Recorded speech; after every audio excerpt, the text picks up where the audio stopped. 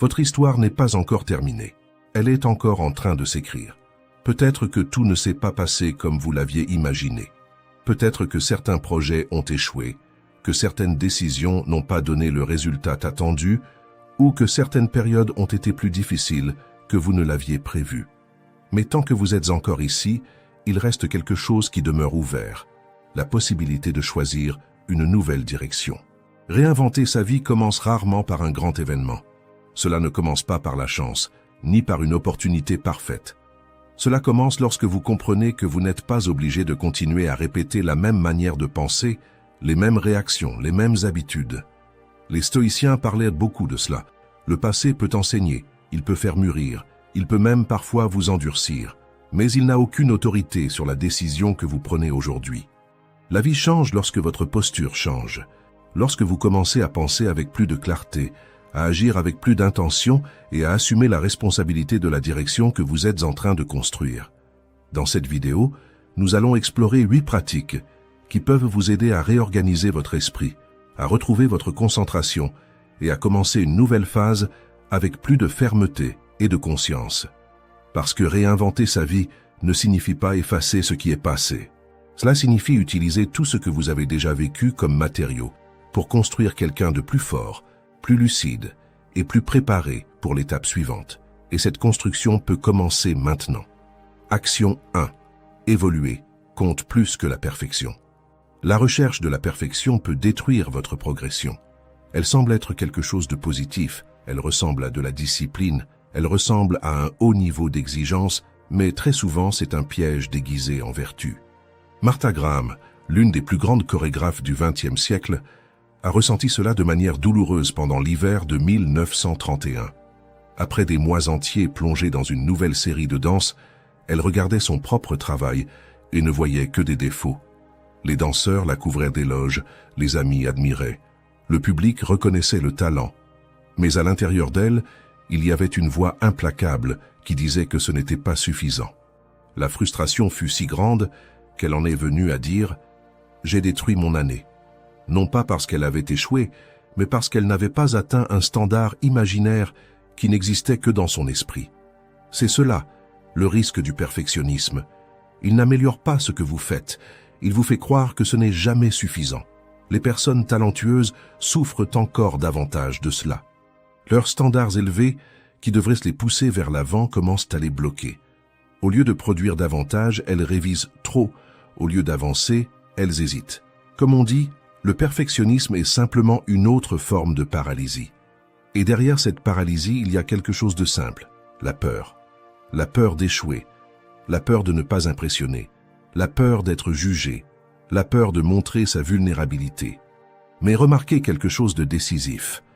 Le perfectionnisme n'est pas l'amour de l'excellence, c'est une résistance à l'exposition. C'est la tentative de n'agir que lorsqu'il n'y aura aucun risque, et cela, tout simplement, n'existe pas. Les stoïciens comprenaient cela. Ils ne cherchaient pas la perfection, ils cherchaient le progrès. Pour eux, l'excellence était une conséquence de la constance. C'était le résultat de petites améliorations accumulées, jour après jour, même avec des erreurs, même avec des faux pas. Épictète enseignait quelque chose de profondément libérateur. Il n'est pas possible d'éviter toutes les erreurs, mais il est possible de travailler continuellement pour les réduire. Cela change tout. Parce que cela déplace l'attention de l'idéal inaccessible vers l'effort quotidien, du jugement vers l'entraînement. L'objectif n'est pas d'être impeccable, c'est d'être meilleur qu'hier. Le perfectionnisme peut ressembler à de la dévotion, mais très souvent, c'est une manière de repousser la livraison, c'est la tentative de ne montrer quelque chose que lorsqu'il n'y aura aucun risque. Mais la croissance exige du risque. Le travail ne prend sens que lorsqu'il est livré. Les idées ne mûrissent que lorsqu'elles sont confrontées au réel. Les projets n'évoluent que lorsqu'ils affrontent la réalité. Le progrès n'arrive que lorsque vous acceptez les imperfections et que vous continuez. Avancer exige du courage. Le courage d'accepter les imperfections, le courage de reconnaître les limites, le courage de terminer quelque chose même en sachant que cela pourrait encore être meilleur parce que cela pourrait toujours l'être. Accepter que vous ne serez jamais parfait n'est pas une faiblesse. C'est une liberté. C'est comprendre que le mouvement est plus puissant que l'obsession, que l'apprentissage est plus précieux que l'approbation, que le progrès constant construit davantage que des tentatives isolées de génie. Grandir, ce n'est pas atteindre l'idéal, c'est marcher vers lui, tous les jours. Et si vous connaissez quelqu'un qui est bloqué en essayant d'être impeccable, envoyez-lui cette vidéo. Parfois, ce qui manque, ce n'est pas le talent, c'est la permission de commencer sans être parfait. Action 2. Votre plus grand atout est votre attention. S'il existe une seule compétence capable de transformer votre vie, c'est la capacité de vous concentrer. Ce n'est pas le talent, ce n'est pas la motivation, ce n'est pas l'inspiration, c'est la concentration. Aujourd'hui, votre attention est volée en permanence.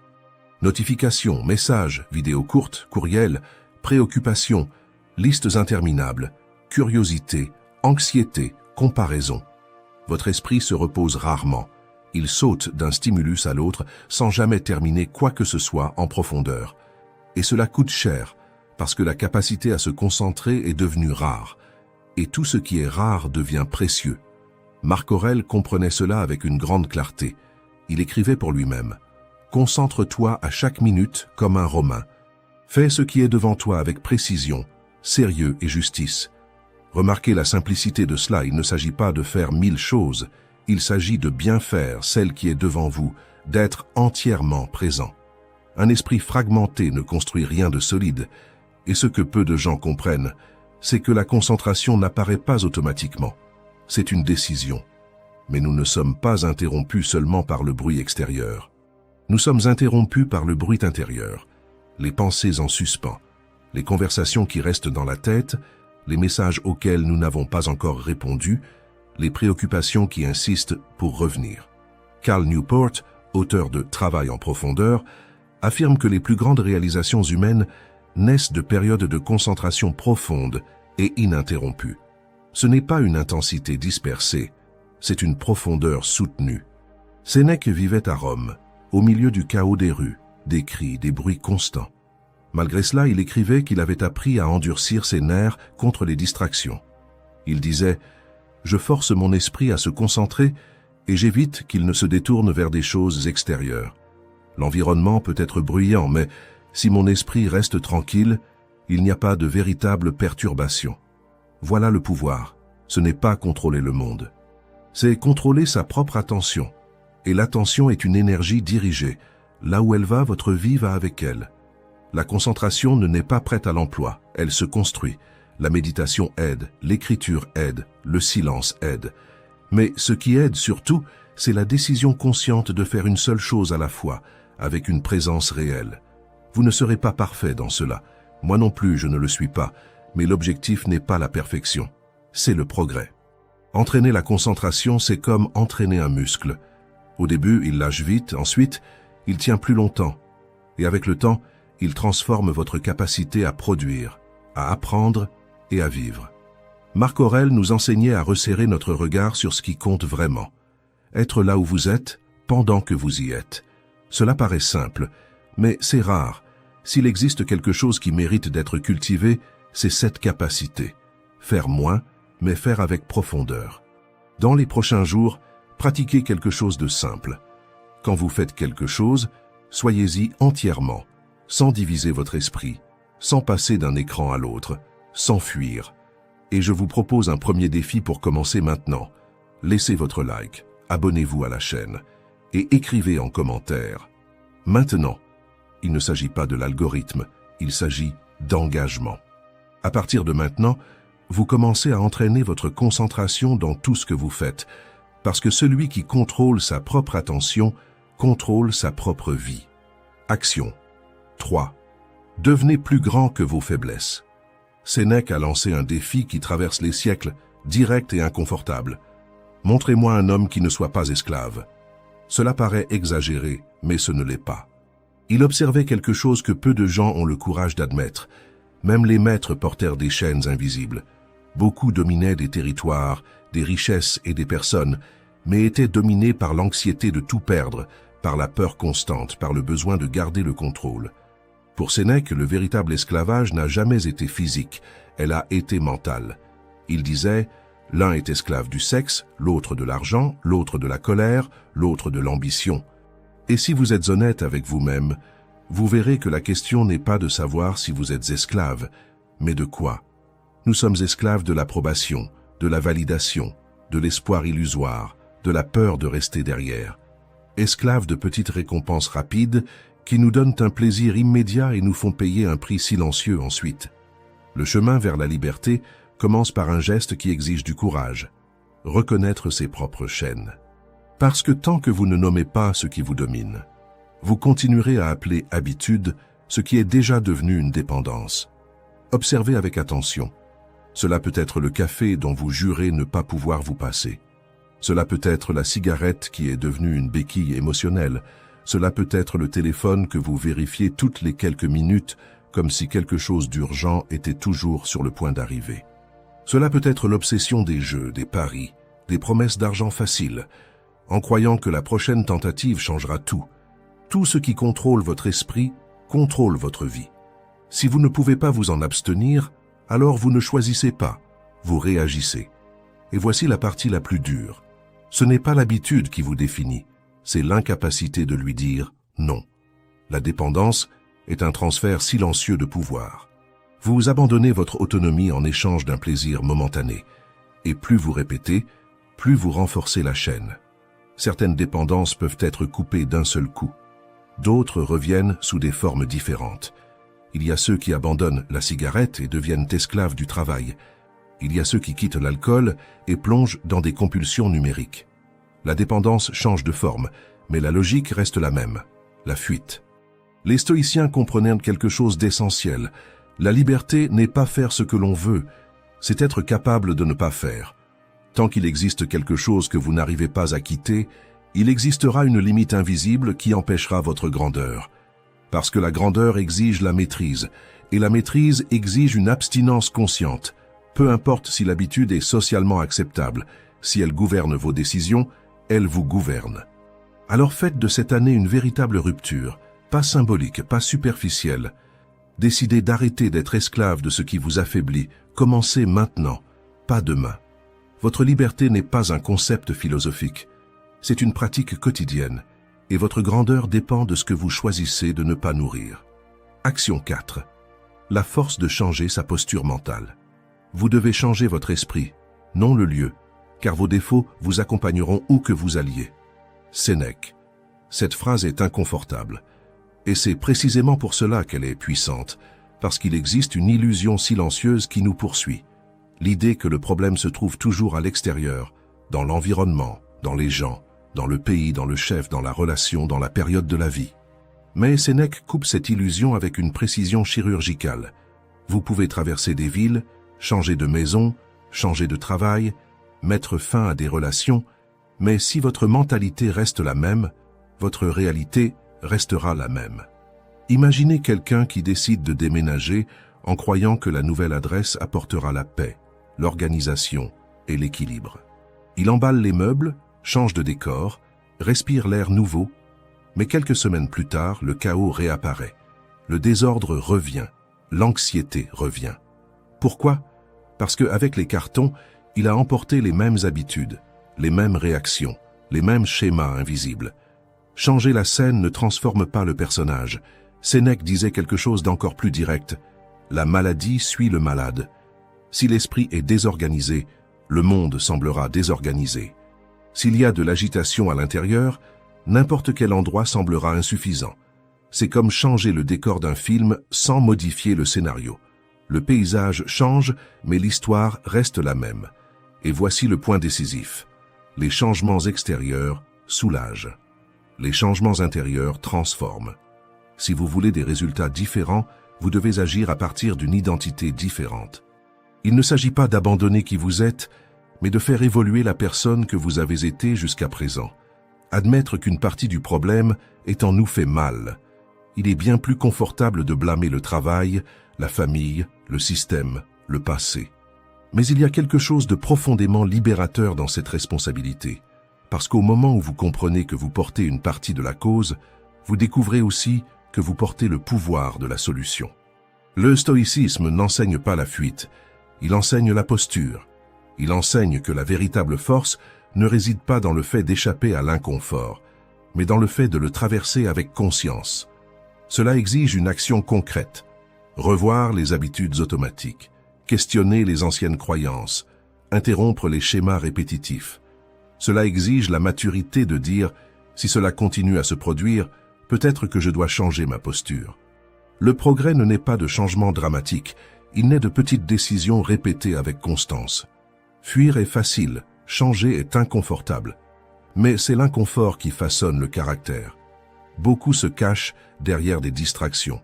Excès de travail, réseaux sociaux, divertissements constants, non pas parce qu'ils sont faibles, mais parce qu'affronter son propre esprit est l'un des défis les plus difficiles qui existent.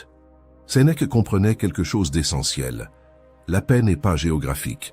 Le bonheur ne dépend pas de coordonnées, il dépend de la posture. Le véritable voyage commence lorsque vous cessez de chercher un autre endroit et que vous commencez à vous reconstruire vous-même. Alors, au lieu de demander « où dois-je être ?», demandez « qui dois-je devenir ?» Parce que le changement ne se trouve pas dans le monde autour de vous, il se trouve dans la manière dont vous décidez de vous positionner face à lui. Souvenez-vous de ceci, l'environnement influence, mais c'est votre attitude qui détermine la direction de votre vie. Action 5. Ne placez pas votre valeur dans les mains de personne. Il existe une prison dans laquelle presque personne ne réalise qu'il vit. Elle n'a pas de barreaux, pas de cadenas, pas de gardien, mais elle contrôle votre posture, vos paroles, vos rêves et même votre identité. Elle s'appelle le besoin d'approbation. Combien de fois vous êtes-vous ajusté pour rentrer dans le cadre? Combien de fois avez-vous adouci votre opinion pour ne pas créer d'inconfort? Combien de fois avez-vous fait semblant d'être d'accord, réduit votre intensité, caché vos projets, simplement pour maintenir l'image de quelqu'un de acceptable? Et tout cela pourquoi? Pour contrôler quelque chose qui n'a jamais été sous votre contrôle, la perception des autres. Voici une vérité qui libère et dérange en même temps. Personne ne vous voit tel que vous êtes. Les gens vous voient à travers leurs propres blessures, leurs propres croyances, leurs propres insécurités. Vous pouvez être intègre et quelqu'un vous appellera arrogant. Vous pouvez être réservé et quelqu'un vous appellera froid. Vous pouvez être ambitieux et quelqu'un vous appellera égoïste. Parce que le jugement ne naît jamais seulement de votre comportement, il naît du filtre de celui qui observe. Et si votre paix dépend de ce filtre, vous n'aurez jamais la paix. Au début, plaire semble être de la maturité, de la politesse. Cela ressemble même à de l'empathie. Mais lentement, cela cesse d'être une vertu et devient une stratégie de survie émotionnelle. Vous commencez à vivre en regardant vers l'extérieur. Vous commencez à calculer les réactions, à éditer votre essence, et quand vous vous en rendez compte, vous ne vivez plus. Vous jouez un rôle. Et voici le point le plus dur. Même si vous vous pliez, si vous vous adaptez, si vous vous fragmentez pour entrer dans les attentes des autres, il y aura quand même du rejet. Il y aura quand même des critiques. Il y aura quand même quelqu'un qui ne verra pas de valeur en vous. Parce que cela n'a jamais été à propos de vous. Cela a toujours été à propos du regard instable de celui qui observe. Essayer de contrôler l'opinion des autres, c'est comme essayer de retenir le vent avec les mains. Plus vous forcez, plus il s'échappe. Et pendant que vous essayez de le retenir, vous vous épuisez. Épictète était direct en disant que celui qui vit pour plaire vit en esclavage. Et il n'existe pas d'esclavage plus dangereux que celui qui ressemble à un choix. Chaque fois que vous remettez votre valeur pour qu'elle soit décidée par quelqu'un qui ne connaît pas vos batailles intérieures, vous externalisez votre identité. Vous laissez quelqu'un définir votre poids, votre mesure, votre importance. Et alors, vous commencez à vivre en fonction d'applaudissements qui n'arrivent jamais avec l'intensité que vous espérez. La véritable liberté commence à l'instant où vous cessez de demander la permission d'exister. Quand vous décidez que vous préférez être authentique et critiqué plutôt qu'accepter et dilué. Pensez à toutes les fois où vous vous êtes tu pour ne pas déranger. À toutes les fois où vous avez réduit vos rêves pour ne pas paraître excessif. À toutes les fois où vous avez cessé d'agir par peur du jugement. Vous voyez le prix? Le besoin d'approbation ne limite pas seulement vos actions, il ronge votre identité. Vivre pour plaire est le chemin le plus rapide pour se perdre soi-même. Et personne ne construit une vie solide en s'éloignant de sa propre essence. Acceptez quelque chose de libérateur. Il y aura des personnes qui vous jugeront sans raison. Il y aura des gens qui ne comprendront jamais votre intensité. Il y aura des gens qui projetteront sur vous leur propre frustration. Ce n'est pas votre erreur, c'est une partie de la nature humaine. Mais il y aura aussi des personnes qui reconnaîtront votre vérité sans que vous ayez besoin de vous plier. Et ces connexions n'arrivent que lorsque vous décidez d'arrêter de vous diminuer. Alors cessez de vous courber devant les attentes des autres. Cessez de chercher une validation qui ne vous complétera jamais. Parce qu'au final, la seule approbation qui soutient votre force, votre paix et votre identité est celle qui naît lorsque vous vous regardez vous-même et que vous savez que vous ne vous êtes pas trahi. Et cette approbation, personne ne peut vous l'enlever. Action 6. Ne négociez pas votre discipline. La vie que vous vivez aujourd'hui n'est pas le fruit du hasard, ni de la chance, ni d'un manque d'opportunités. Elle est le reflet direct du niveau de discipline que vous maintenez quand personne ne regarde. Et peut-être que cette phrase dérange parce qu'il est plus facile de croire qu'il manque du temps, du soutien, de la reconnaissance ou de la motivation. Mais la vérité est plus simple et plus dure. Les résultats ne respectent pas les intentions, ils respectent la constance.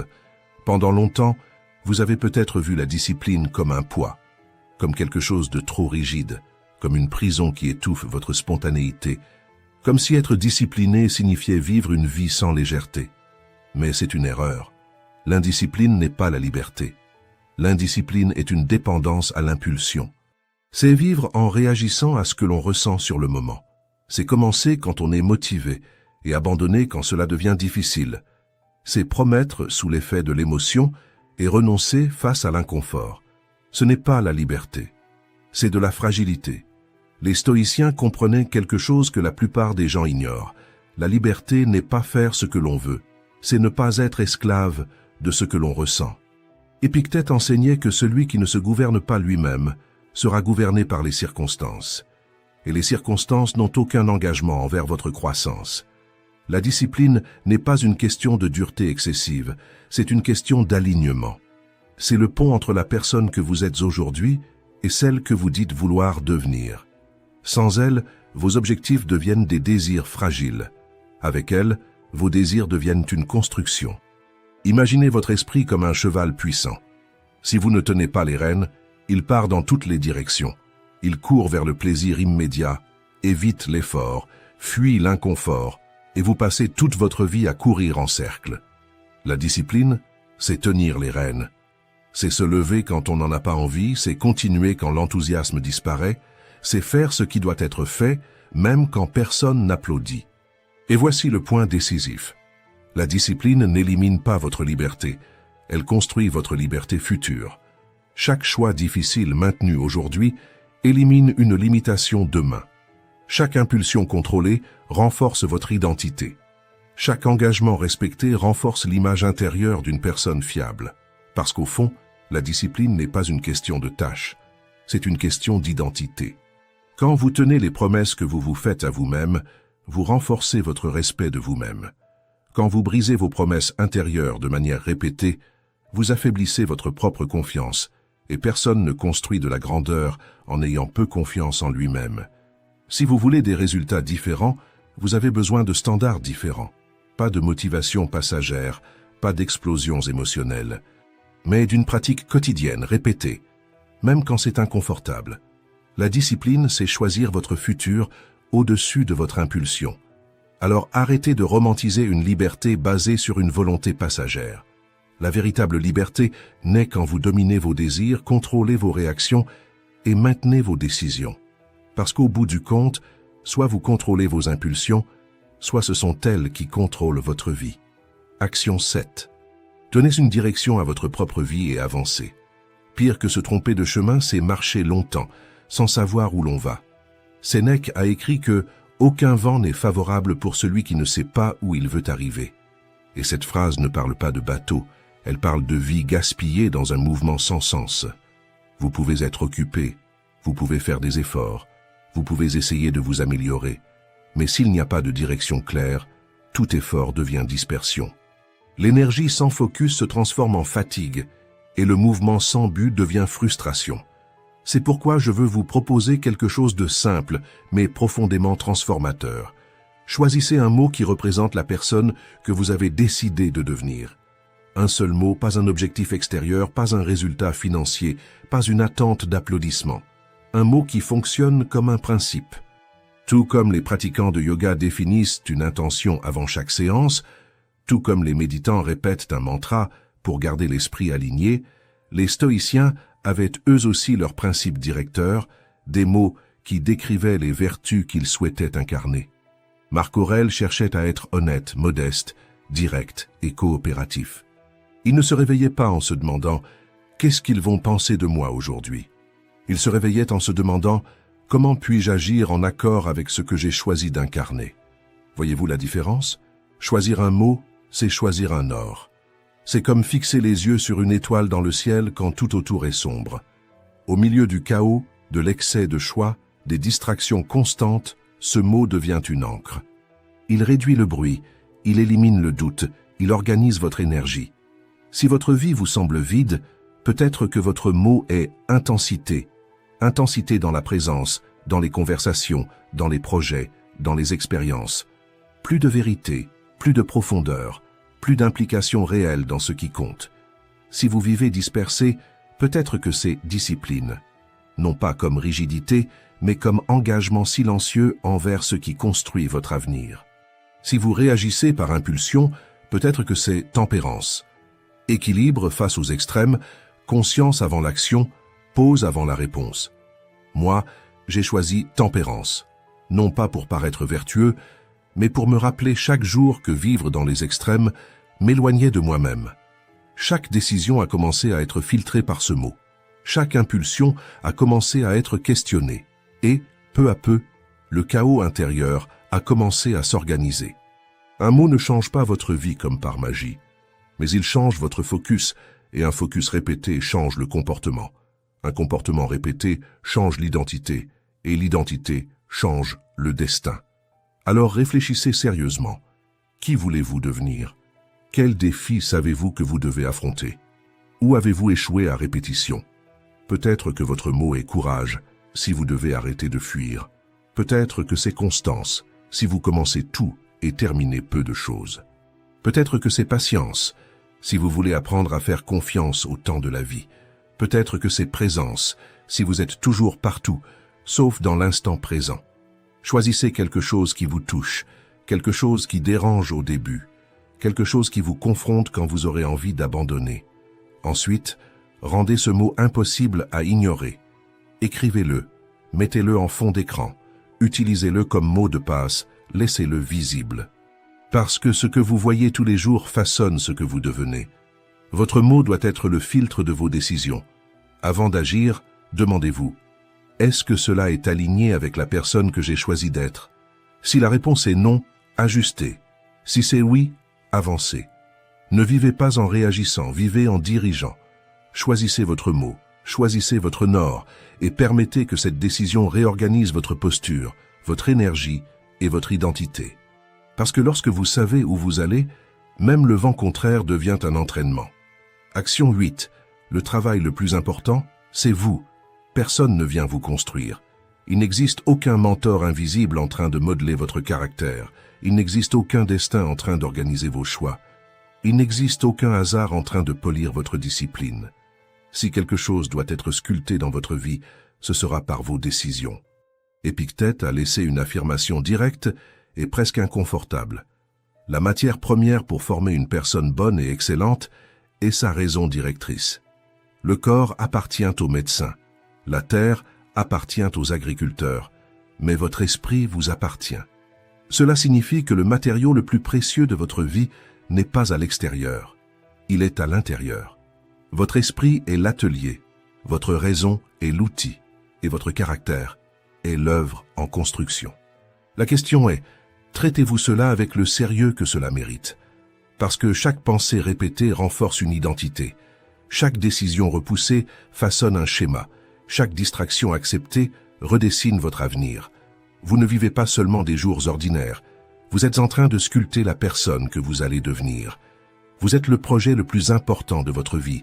Ce n'est pas votre poste, ce n'est pas votre image, ce n'est pas votre réputation. C'est votre structure intérieure. Si votre esprit est confus, votre vie sera confuse. Si votre esprit est faible, vos décisions seront fragiles. Si votre esprit est orienté, votre trajectoire gagne en force. Avoir de la clarté ne consiste pas seulement à comprendre ce que vous voulez. C'est assumer que vous êtes responsable de devenir capable de soutenir ce que vous voulez. Beaucoup de personnes désirent le succès, la discipline, le respect, la stabilité. Mais peu comprennent que cela exige un projet intérieur cohérent et qu'un projet exige une intention. Apprendre à dire non est l'un des outils les plus puissants de construction personnelle. Chaque non bien placé protège votre concentration, chaque limite bien définie préserve votre énergie, chaque priorité respectée renforce vos choix. Sans cela, vous vivez en réaction. Avec cela, vous commencez à construire. Mais vouloir changer ne construit rien. Une intention sans action n'est qu'une fantaisie confortable. Ce qui transforme, c'est l'action dirigée, petite, répétée, consciente. Une action qui naît d'un principe clair et non d'une impulsion émotionnelle. Pensez comme un architecte de votre propre esprit. Un architecte ne construit pas au hasard. Il définit la structure, calcule la base, élimine les excès. Si la fondation est faible, le bâtiment s'effondre. Si votre base mentale est instable, votre vie le sera aussi. Vous êtes le projet et chaque jour vous posez une brique ou vous en retirez une. Ne déléguez pas cette responsabilité. Ne confiez pas votre formation à l'humeur du jour, aux opinions extérieures, aux circonstances. Assumez que votre esprit est votre plus grande ressource. Orientez vos pensées. Choisissez vos priorités. Protégez votre concentration. Le travail le plus important de votre vie est la personne que vous êtes en train de construire à l'intérieur. Parce qu'au final, ce ne sera ni la chance, ni les circonstances, ni l'opinion de qui que ce soit qui définiront jusqu'où vous pouvez aller, ce sera la force de l'esprit que vous avez décidé de former. Et lorsque cette structure intérieure devient solide, lorsque vos choix commencent à avoir une direction et que votre discipline cesse de dépendre de l'humeur du jour, quelque chose change vraiment. Vous cessez d'attendre que la vie arrive et vous commencez enfin à conduire votre propre chemin. Si cette vidéo a fait sens pour vous, écrivez dans les commentaires. Courage stoïcien, ainsi je saurai que vous êtes resté jusqu'à la fin. Partagez-la avec quelqu'un que vous admirez, abonnez-vous à la chaîne pour continuer à nourrir votre esprit et merci d'avoir regardé.